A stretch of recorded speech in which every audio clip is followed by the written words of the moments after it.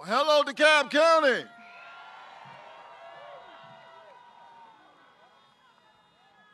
What's up? You sound like you're ready to win an election.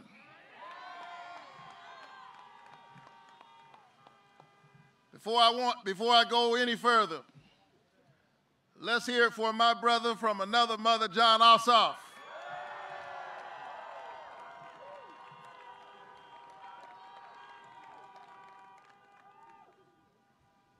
I'm so grateful for his voice, grateful for the ways in which he is grounded morally, with clear vision about what's at stake in this defining moment in American history. And I'm honored to run alongside him in this work to secure health, jobs, and justice. That's the work we must do. Say it, health, jobs, justice.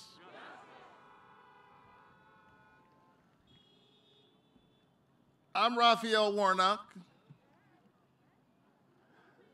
I'm deeply honored to be running for the United States Senate.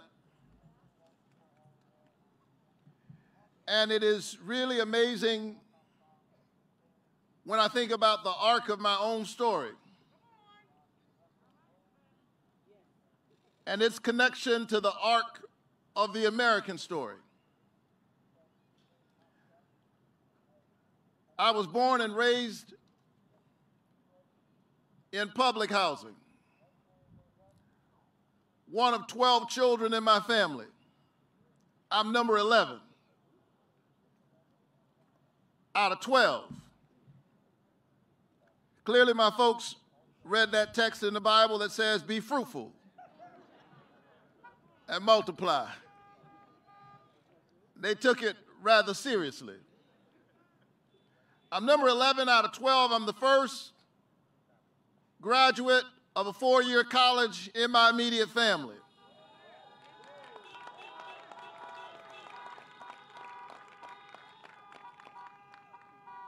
I got there through hard work, grit, and determination, a sense of personal responsibility, but that alone didn't do it. I got there also because somebody gave me some Pell Grants.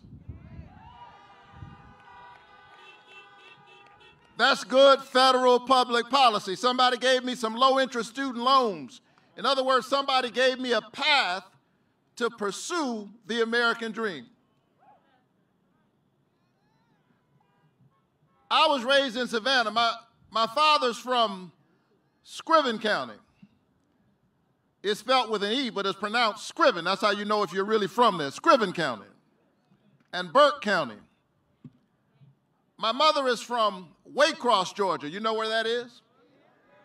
It's Waycross, Georgia.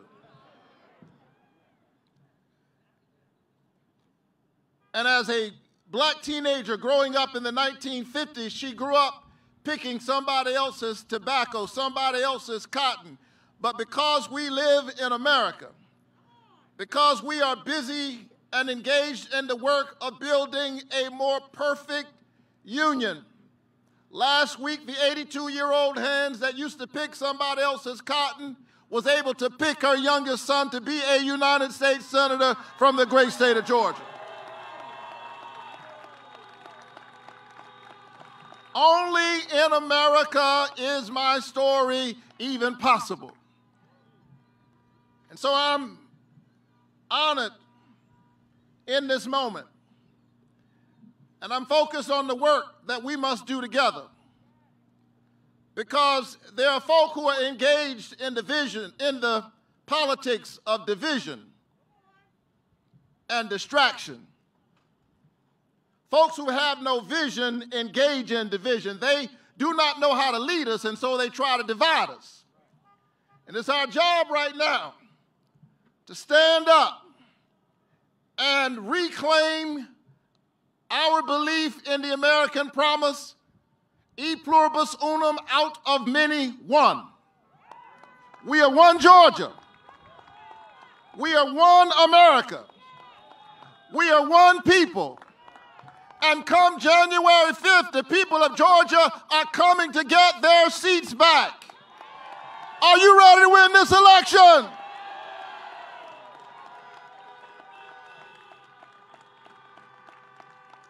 We got work to do. And I'm ready to work. Are you ready to work? My parents instilled in me the values of compassion and hard work. I told you my mom grew up picking cotton in Waycross, Georgia. My dad was a veteran. Let's hear it for all of our veterans. Come on, let's hear it for the folk who stand up for us, who do the hard work.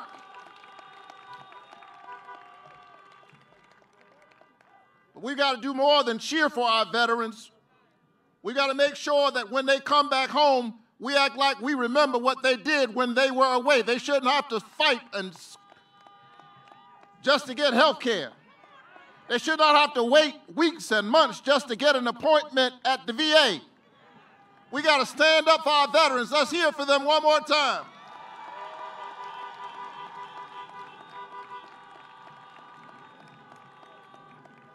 My dad was a veteran and a preacher and a small businessman. He preached at a small church on Gwinnett Street in Savannah on Sundays. But he spent most of his days picking up old junk cars and loading them on the back of a rig and taking them to Chatham Steel. And that's how he took care of his family, picking up old junk cars and old scrap metal that other folk had thrown away. And then on Sunday morning, the junk man became the preacher man, and he preached to folk who themselves felt thrown away. And he reminded them that our God is a junk man who goes around picking up all the other folk that other folk have thrown away. Because God sees our value. And that's the gospel that he preached. It's the gospel that my friend and classmate from Morehouse College, Jamal Bryant, preaches from this church. Let's hear it for Reverend Bryant.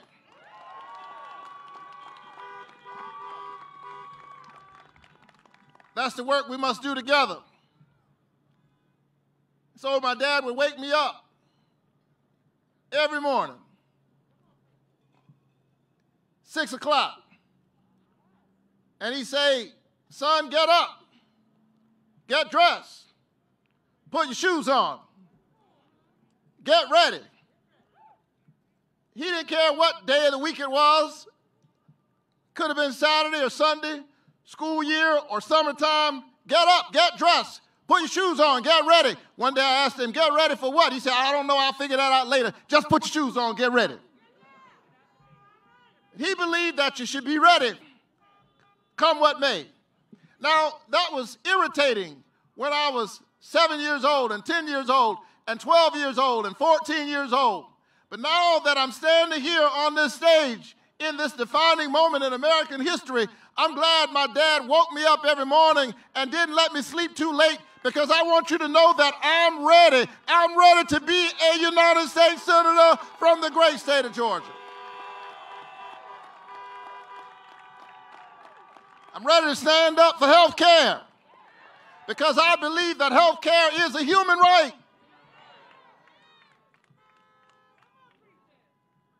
You can tell what someone will do when they're in office based on what they were doing before they ever ran.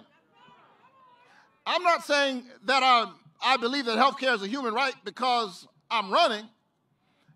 Check the record. Please check the record, because some folk are trying to misrepresent my record. I've been saying that for years. When we were trying to pass the Affordable Care Act, I was preaching about it from the pulpit of Ebenezer Baptist Church, because Dr. King understood that health care is a human right. And when Georgia refused to expand Medicaid in this state, I went to the governor's office along with other activists. And I was holding a placard with a quote from Dr. King that said, "Of all the injustices, inequality in healthcare is the most shocking and the most inhumane." And we began to stage a sit-in the grand tradition of John Lewis and C.T. Vivian and Martin Luther King Jr. and Amelia Boynton and Fannie Lou Hamer and so many others. We began to stage a sit-in the governor's office, and we began to say, "Mr. Governor, you must expand Medicaid in Georgia. You can't leave hundreds of thousands of our citizens in the Medicaid gap. These are folk, many of whom work every day. They just can't afford private health insurance. They're in the gap. And after all, we're spending this money in our federal taxes. We're subsidizing health care in other states while our citizens are in the Medicaid gap." And so we began to sit in, and the Capitol Police showed up. And I wasn't mad at the Capitol Police. They were there doing their job. And I was there doing my job. When you engage in civil disobedience, you willingly accept the consequences in order to dramatize the ongoing situation of injustice. And so they said, "If you don't clear the governor's office, we're going to have to arrest you." Perhaps what they didn't understand is that in a real sense, I had already been arrested. My mind and my imagination had been arrested by this idea that we are tied in a single garment of destiny, that if my neighbor doesn't have health care, they may be uncovered, but I'm unprotected because we need one another. We should have known that before this pandemic, but surely we must know now, as we're dealing with a deadly airborne pandemic, that if my neighbor is uncovered, not only is it in their interest to have health care, it's in my interest for my neighbor to have health care. We are tied, Dr. King said, in a single garment of destiny, caught up in an inescapable network of mutuality. Whatever affects one directly affects all indirectly. I cannot be, he said, all that I ought to be until you are all that you ought to be. And you cannot be all you ought to be until I am all that I ought to be. And so the Capitol Police came and they arrested me and others that day. And I learned my lesson. And so in 2017, when the Congress passed a $2 trillion tax giveaway to the richest of the rich, while taking resources from the poorest of the poor, because I learned my lesson, I went to the U.S. Capitol to stir up what John Lewis called good trouble.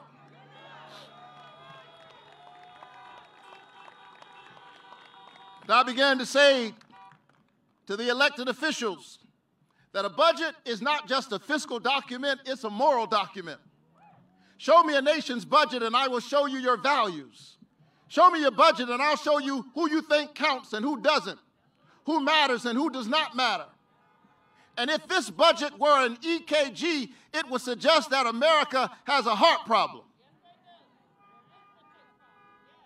And here we are all of these years later, and as we consider a Congress that has taken 8 and 9 months to do anything, to provide just a little bit of COVID relief, and it's not nearly enough, it still seems to be the case that our leaders have a heart problem.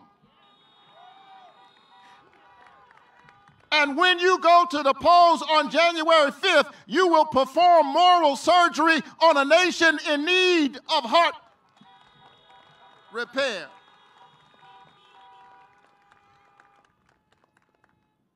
So the Capitol Police came again.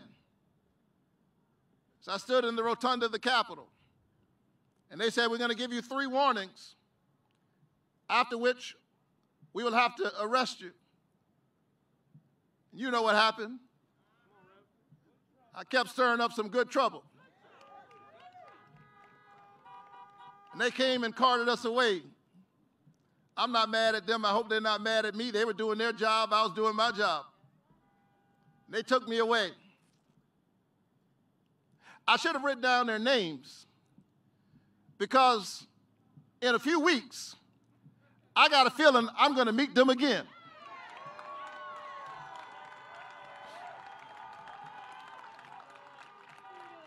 But this time, they will not be escorting me to central booking. Maybe they can help me find my new office as the next United States Senator from the great state of Georgia.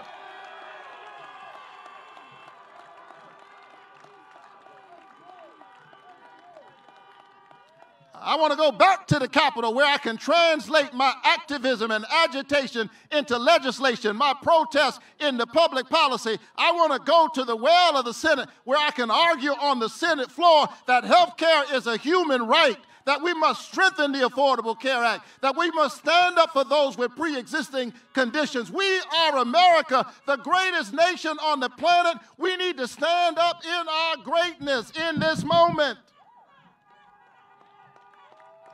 And we can do it. So we got to stand up for health care. We got to stand up for workers and a livable wage. This parable has taught us, this pandemic has taught us many things. Sometimes it's tragic on its own terms. Don't misunderstand me. The pandemic is tragic on its own terms. It is its own story. Over 300,000 Americans perished, many of them unnecessarily. But the pandemic, because I'm a preacher, I often talk about the parable of a pandemic. Because the pandemic has taught us some lessons that we should have learned a long time ago. We should have learned before that I need my neighbor to be covered because we're tied together. We are as close in our humanity as a cough. That's how close I am to you and you are to me. Doesn't matter about our skin color. Doesn't matter about our class, our gender, our sexual orientation, where we work, or whether we're able to work at all. I'm as close to you in my humanity as a cough. Something else the pandemic has taught us. It's taught us who really counts. Because all of a sudden, the very workers that we have ignored, that we have made invisible, the very folk who've been fighting for years for $15 an hour. How long have we been talking about the fight for 15? For a livable wage. And then all of a sudden, a pandemic comes. And the folk we've been ignoring, the folk who stock grocery store shelves in the middle of the night while most of us are asleep, the folk who clean up, the folk who straighten out and keep the economy moving, all of a sudden, what do we call those invisible folk? We call them essential workers. Well, if they are essential workers, we ought to pay them an essential wage.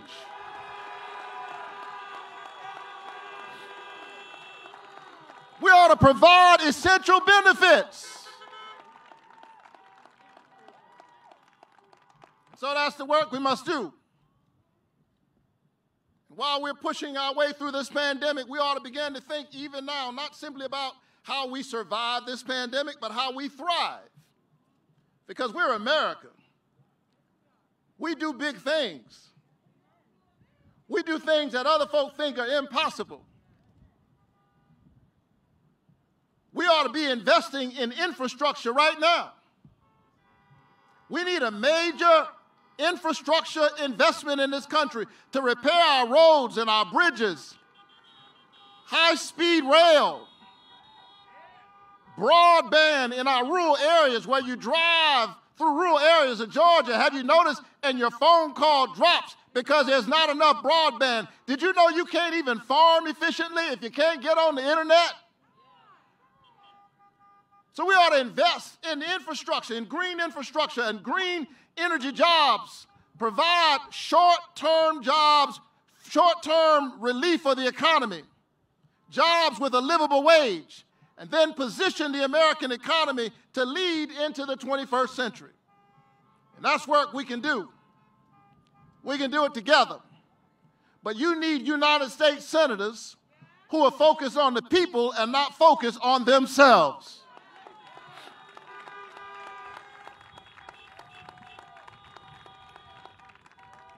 When Kelly Loeffler heard about the pandemic, she wasn't focused on the folk who were sheltering in. She was too busy sheltering her own portfolio, sheltering her investments. I told you before that you can tell what someone will do once they're in office based on what they were doing before they were in office. I want to say something nice about my opponent. She is consistent. She was thinking about billionaires and people like her before she went to the Senate, and that's who she's been thinking about since she's gone to the Senate. During the Great Recession, my church built a community center, and in that center, we put a financial literacy center where we were teaching people how to improve their credit scores, creating 700 credit score communities. That's what I was doing during the recession. We were teaching renters how to become homeowners. We were teaching folk with an entrepreneurial vision how to start a business. What was Kelly Loeffler doing? During the same recession, her family set up a business that provided tools so that the biggest banks in America could hide their assets in the Cayman Islands so they wouldn't have to pay taxes in the United States of America. That's what she did before she went to office. And then after she was appointed to office, and how did she get appointed? She got appointed because she is a high net worth Republican donor. She is an investment professional. I'm not casting any aspersions on investment professionals. All of us want to be able to retire comfortably someday. But she knows a good investment when she sees one. And so when she got that seat, she dumped millions of dollars of stock. When she heard about the pandemic, meanwhile playing it down for you. She said $600 was counterproductive for ordinary folk. Meanwhile, she was profiting off of the pandemic. She had been there 3 weeks. And for several days, she had made no trades. But on the very day they received the information that the rest of us didn't have, all of a sudden, she began to make these stock trades. She knows a good investment when she sees it, and she didn't waste any time trying to make good on that seat that she purchased. Well, Kelly Loeffler has a problem. The folk who sold her that seat don't own it. That seat belongs to the people of Georgia, and come January 5th, the people are coming to get their seat back. Are you ready to take your seat back? It belongs to you.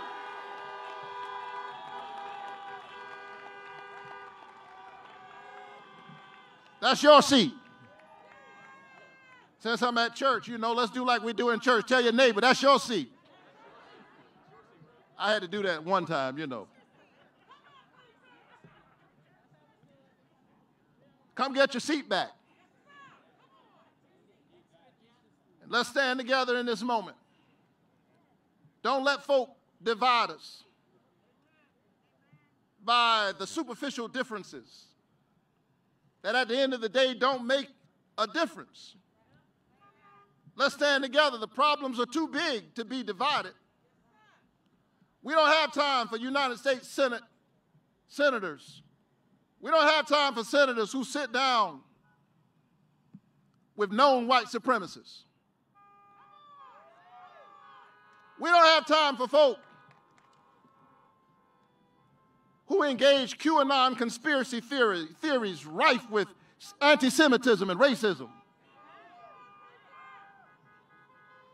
We don't have time for senators who over and over again accidentally take pictures with former members of the Ku Klux Klan. We don't have time for that.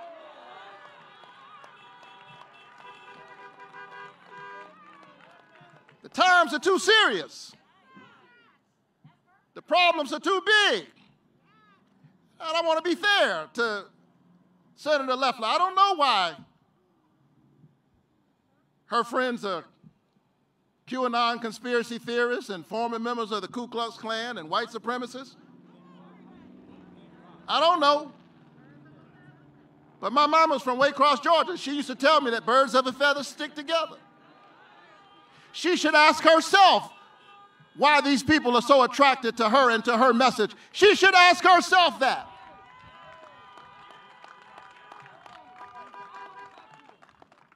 We've got work to do. We need criminal justice reform. I'm not saying that because I'm running. I'm saying that because I've been working on it for years. Don't let her fool you. I have a realistic understanding of the world. We need some people to be in jail. You know, some folk got to be in jail. I get it. But, well, we're going to be nice now. The preacher's talking.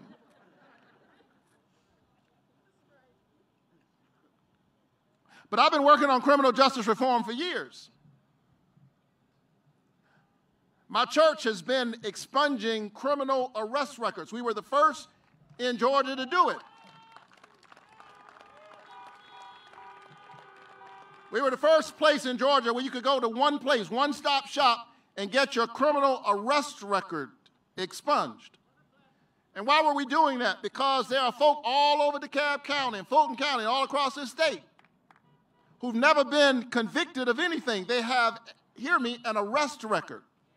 And what do they ask you when you go to apply for a job? Have you ever been what? Not convicted, arrested. And these were folk who made a mistake when they were young, and 10 years had gone by, 15 years had gone by, 20 years had gone by. Some of them had actually been acquitted, but somewhere out there, there's a record, which meant they couldn't get a job, couldn't get an apartment, their life was on pause, and we're saying to folk, you ought to go and get a job. Well, they couldn't get a job because they had to check the box. And can I tell you that one of the most moving moments in my ministry was the day that we organized that one-day expungement event, and I walked into the Ebenezer Sanctuary, and I saw a sea of human faces, and I knew that everybody in church that day had a record. But as I thought about it, because I'm a preacher, that's true every Sunday. Everybody has a record. None of us wants to be defined forever by our worst mistake. And so we expunge those folks' records. Can I tell you this, and I'm going to wrap this up.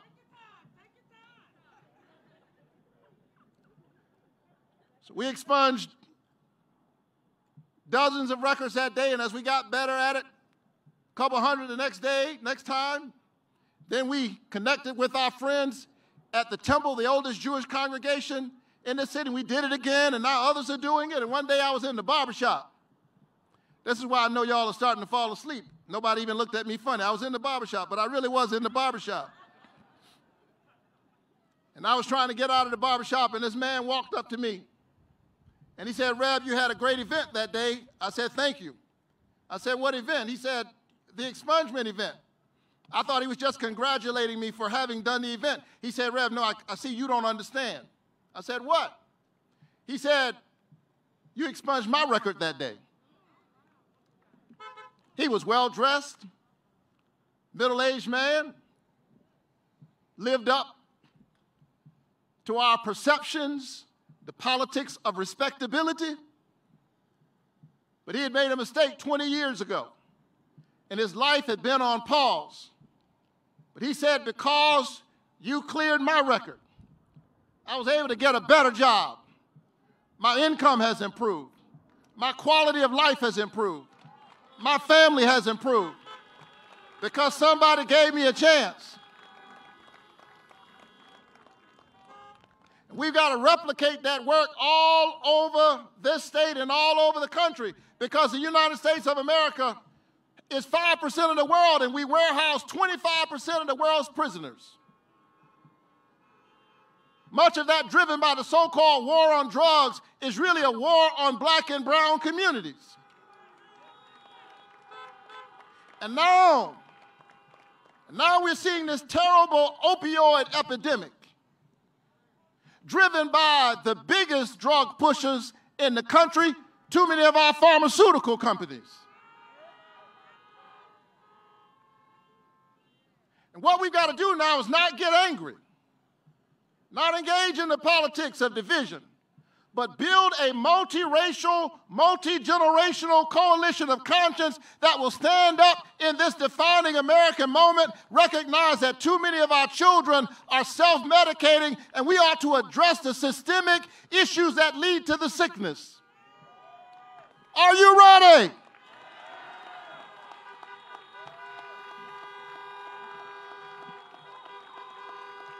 It's time for moral leadership.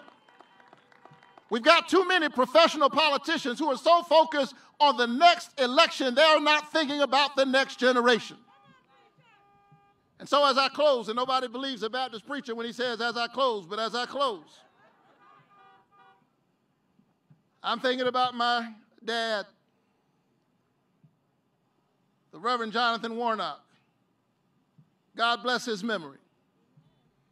He used to wake me up, I told you, every morning and said, get up, get dressed, put your shoes on, get ready. He woke me up at dawn.